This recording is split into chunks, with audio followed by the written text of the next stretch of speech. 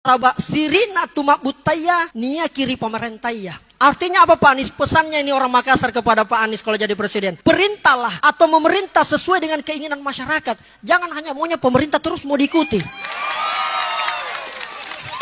Nasabah sirina tumak butaya. Harga dirinya rakyat ada pada pemerintah. Itu kira-kira sederhananya Pak Anies. Oleh karena itu orang Bugis mengatakan cening-cening hati. Ada yang ingin saya sampaikan kepada kita Pak Anies. Dan ini menjadi penyemangat dan karakter setelah deklarasi kemarin di Jawa Timur. Itu menjadi terangkum sangat mudah dalam bentuk narasi ini. Sang pemimpin itu bernama Anies Baswedan. Sosok yang rakyat rindukan menjadi teladan. Ketika rakyat tertindas dia berani pasang badan. Itulah kenapa dia menjadi simbol perubahan. Kita semua yakin Pak Anies bekerja dengan tulus.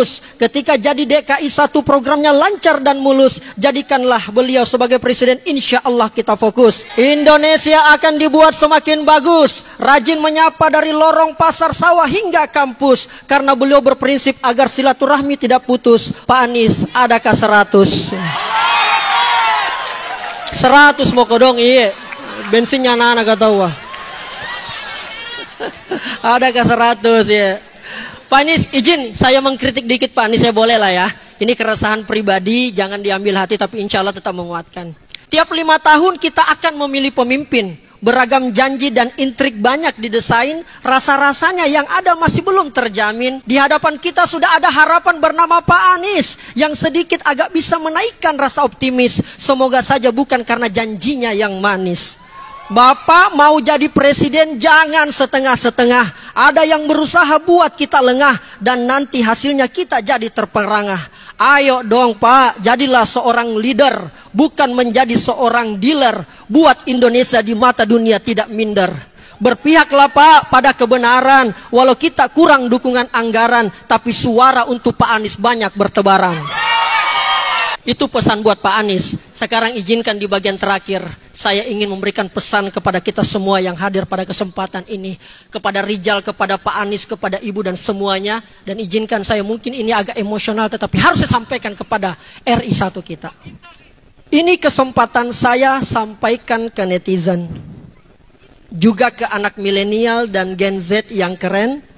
Karena ini adalah hal yang sangat urgent. Mungkin kita sama, awalnya cuek pada pemerintahan dan politik karena yang kebanyakan terlihat dan terdengar yang tidak baik. Padahal disinilah kebanyakan nasib kita diracik. Contoh bagaimana harga sembako BBM yang naik bisa jadi disusul dengan tarif dasar listrik, makin membuat warga paceklik. Anehnya negara heboh datangkan investor, lalu menggusur tanah-tanah rakyat dengan cara yang kotor. Padahal tiap hari negara dihabisi oleh para koruptor. Hukum kelihatannya hanya sibuk mencari yang berbeda pendapat. Mudah sekali mengkriminalisasi dengan cepat.